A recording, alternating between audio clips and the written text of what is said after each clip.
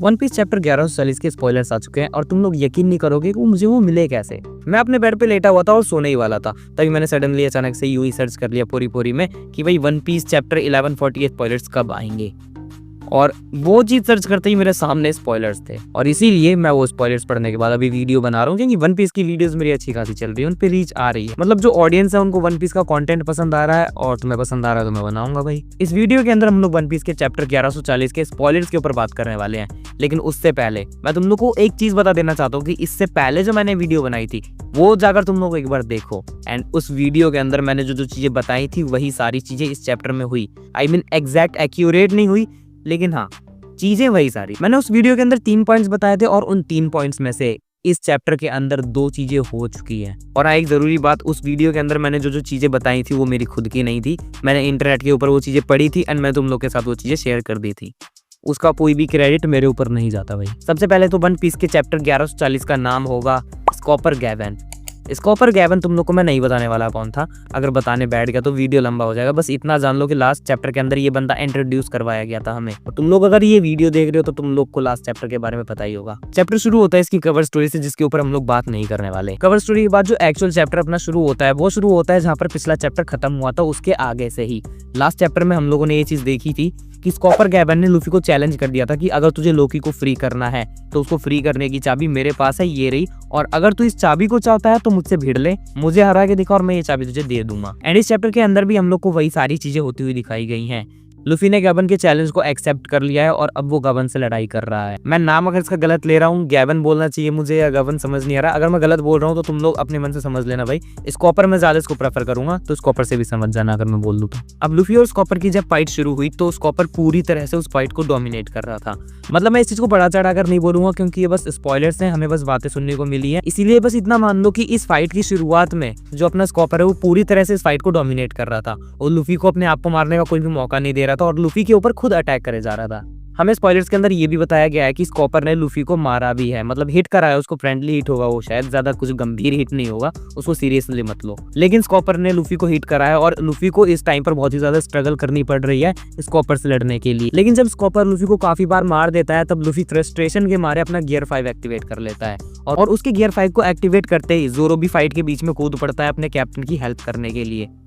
और जैसे ही जोरो फाइट के बीच में कूदता है वैसे ही स्कॉपर फाइट से विड्रॉ कर लेता है। वो फाइट को बीच में ही छोड़ देता है, हार मान लेता है, और अपनी चाबी, मतलब जो लोकी की चाबी है, वो सीधे जाकर लूफी के हाथ में दे देता है कि ले भाई पकड़, मुझे नहीं लड़ना तुझसे। देखो इस चीज के पीछे 2 रीजन हो सकते हैं। वैसे एक्चुअली में 3 रीजन है, लेकिन मैं अभी 2 के ऊपर बात करने वाला हूँ, क्योंकि जो एक रीजन है वो मैं तुम लोग को वीडियो के लास्ट में जाकर बताऊंगा। सबसे पहला रीजन यहाँ पर ये हो सकता है कि स्कॉपर शायद अपने जोरो से डर गया। मतलब जैसे ही जोरो ने फाइट में एंट्री ली वैसे ही स्कॉपर विड्रॉ कर गया, उसने सरेंडर कर दिया कि भाई मैं अब और नहीं लड़ना चाहता, ये चाबी तुम अपने पास रखो, कहीं भी ले इस चाबी को, मुझे मतलब नहीं है, पर मुझे अब और नहीं लड़ना। मतलब उसने पक्का ऐसा तो नहीं कहा होगा, कुछ ना कुछ उसके पीछे रीजन रहा होगा। लेकिन यहाँ पर एक पॉसिबिलिटी ये बनती है कि भाई जोरो के फाइट में आते ही उसने फाइट को सरेंडर कर दिया, तो इसका मतलब वो शायद जोरो से डरता है, या फिर पास्ट में उसको कुछ कनेक्शंस ऐसे रहे हैं स्वॉर्ड्समैन के साथ जिससे उसकी थोड़ी बहुत फटती है स्वॉर्ड्समैन से, और वो स्वॉर्ड्स बैटल्स को नहीं झेल सकता। लेकिन यहाँ पर दूसरी और जो ज्यादा एक्यूरेट पॉसिबिलिटी है वो ये हो सकती है कि स्कॉपर को लूफी का गियर 5 देखना था। मतलब मैं लास्ट वीडियो के या फिर लास्ट वीडियो के अंदर ये चीज कवर कर चुका हूँ कि स्कॉपर जो है वो लूफी की असली ताकतों को टेस्ट करना चाहता है। वो ये देखना चाहता है कि लूफी कितना कैपेबल है, और गियर 5 के एक्टिवेट करते ही स्कॉपर को ये चीज पता चल गई होगी कि भाई लूफी अभी तैयार है, उसको अगर किसी से भिड़वा दो तो वो लड़ाई कर लेगा, इसलिए उसने फाइट में से विड्रॉ कर लिया, उसने फाइट में सरेंडर कर दिया। इसका ये रीजन हो सकता है, पर एक्यूरेट रीजन क्या है हम लोग को नहीं पता, और ये स्पॉयलर्स हैं, इसमें पूरी जानकारी नहीं दी गई। लेकिन जब इसका प्रॉपर चैप्टर आएगा हम लोग तब उस चीज के ऊपर बात कर लेंगे। अभी हम देखते हैं कि स्पॉयलर्स में आगे क्या हुआ। इसके आगे स्कॉपर, लूफी और जोरो की स्टोरी यहीं पर खत्म हो गई, मतलब उनको अब आगे और नहीं दिखाया, और इसके बाद सीन शिफ्ट हो गया अपने गुनको के ऊपर, मतलब मेरी गुनको के ऊपर। अगले पैनल में हम लोग को दिखाया गया कि गुनको एक फॉरेस्ट में है, मतलब किसी जंगल टाइप की जगह में है, और वो सर्कल को क्रिएट कर रही है। अब इस सर्कल का मतलब ये है कि वो इस सर्कल के अंदर से किसी ना किसी को समन करने की कोशिश कर रही है। इस सर्कल का नाम हम लोग को इस चैप्टर के अंदर बता दिया गया, जो था एबीज। और जब गुनको वो सर्कल को क्रिएट करती है तो उसके अंदर से वो 2 हॉली नाइट्स को समन कर लेती है। मैंने लास्ट वीडियो के अंदर ये चीज कही थी कि अगला जो चैप्टर होने वाला है, मतलब 1140, उसके अंदर हम लोग को एक हॉली नाइट दिखने वाला है जो गुनको और शैमरॉक से अलग होगा, मतलब तीसरा हॉली नाइट। लेकिन यहाँ इस चैप्टर के अंदर हम लोग को 2 नए हॉली नाइट्स के बारे में बता दिया गया। मैं ये नहीं कह रहा कि दिखा दिया गया, हमें बता दिया गया, उनके नाम बता दिए और उनका फैमिली बैकग्राउंड भी बता दिया है। इन दोनों हॉली नाइट्स में से जो सबसे पहला था वो था सेंट सॉमर्स, जो शेफर्ड हाउस से था। अभी तुम लोग को अगर शेफर्ड हाउस के बारे में नहीं पता तो ये वही फैमिली है जिससे अपना सेंट जुपिटर है। सेंट जुपिटर वो 5 एडल्ट्स में से एक। अपना जो सेंट सोमर्स है वो एक बड़ा आदमी है, लंबे बाल रखता है, दाढ़ी रखता है और एक चश्मा पहनता है। अब इसके अपीयरेंस के हिसाब से हम लोग अंदाजा लगा सकते हैं कि ये शायद थोड़ा बूढ़ा आदमी होगा, कोई ओल्ड एज का होगा, लेकिन होगा एक नंबर का ओपी। अब इसके बाद जो हमारा दूसरा हॉली नाइट है वो है सेंट गिलिंगम, जो अपने लेमोटिव हाउस से है। लिमोटिव हाउस है वो। लिमोटिव हाउस के बारे में मुझे नहीं पता और शायद हमें बताया भी नहीं गया अभी तक, तो इस चीज को यानी कि इसकी फैमिली बैकग्राउंड को तुम लोग यहीं पर छोड़ दो। इस बंदे के बारे में जो सबसे खास बात है वो है इसकी पावर्स। इस चैप्टर के अंदर जब सेंट गिलिंगम को दिखाया गया तो वो अपनी ह्यूमन हाइब्रिड फॉर्म में था, वो अपनी कायरिन फॉर्म में था और ऐसा कहा जा रहा है कि इस बंदे के पास कायरिन पावर्स हैं।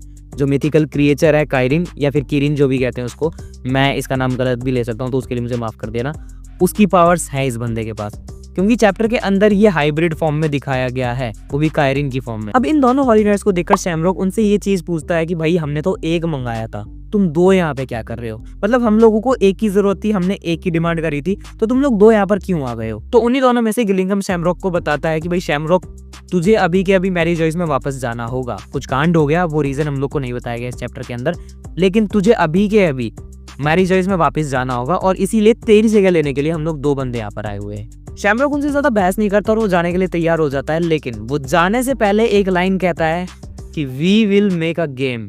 अब इसका मतलब क्या है वो किसी को नहीं समझ में आ रहा, तो इसको लेके एक थ्योरी है जो कि मैं तुम लोग को अब बता देता हूँ। इसको लेकर कई सारे लोग एक्चुअली इसको थ्योरी नहीं कहेंगे बल्कि इसको एक तरह से वही कह देंगे, फिर मैं उसका नाम भूल गया। हाँ, इसको एक तरह से हम लोग पॉसिबिलिटी कह देंगे कि जो शैमरॉक है वो शायद जो गॉड वैली में हुआ था वो अब भी वही चीज करने की कोशिश कर रहा है। तुम लोग को पता होगा कि गॉड वैली में जो अपने सेलेस्टियल ड्रैगन्स थे वो एक गेम को खेल रहे थे और उस गेम के अंदर वो लोग नॉर्मल ह्यूमंस का शिकार कर रहे थे और जिस भी सेलेस्टियल ड्रैगन ने सबसे ज्यादा नॉर्मल ह्यूमंस को मारा वो जीत जाता वो गेम। शायद लोग ऐसा कह रहे हैं, थ्योरी जैसी बन रही है कि शायद यहाँ पर एल्बाफ के अंदर शैमरॉक वही चीज रिक्रिएट करने की कोशिश कर रहा है और अगर ऐसा होता है तो इस चीज को हम लोग गॉड वैली 2.0 या फिर गॉड वैली सेकंड का भी नाम दे सकते हैं, जो गलत नहीं होगा। शैमरॉक का ये कहना कि we will make a game, यही इस चैप्टर का लास्ट पैनल था और इसके बाद नो ब्रेक नेक्स्ट वीक। अब मतलब अगले वीक हम लोग को कोई ब्रेक नहीं देखने को मिलने वाला, मतलब अगला चैप्टर हम लोग को जल्दी देखने को मिल जाएगा। अब देखो हम लोग यहाँ पर एक चीज को भूल रहे हैं। मैंने तुम लोग को कहा था कि गैविन ने जो फाइट से विड्रॉ कर लिया था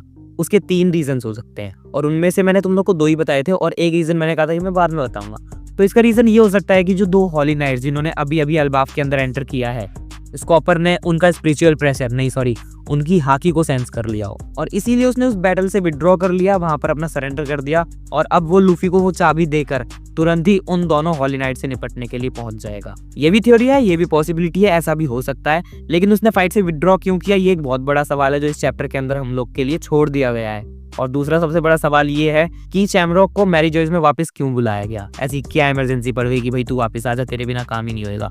और सबसे बड़ी बात मैं तुम लोग को बताने ही भूल गया, शायद शैमरॉक को जो वापस बुला लिया गया है मैरी जॉइस में उसका रीजन ये हो सकता है कि ड्रैगन फाइनली अपने मूव पर आ गया। मैंने अभी कुछ दिनों पहले एक वीडियो बनाई थी और उसके अंदर मैंने कहा था कि ये साल 2025 ड्रैगन के लिए बहुत बड़ा साल होने वाला है क्योंकि ड्रैगन इसी साल अपना मूव दिखाएगा। ड्रैगन ने एक बार वन पीस के अंदर ये बात कही थी कि जब हॉली नाइट्स अपना मूव करेंगे तभी हमारी असली बारी आएगी लड़ाई लड़ने की।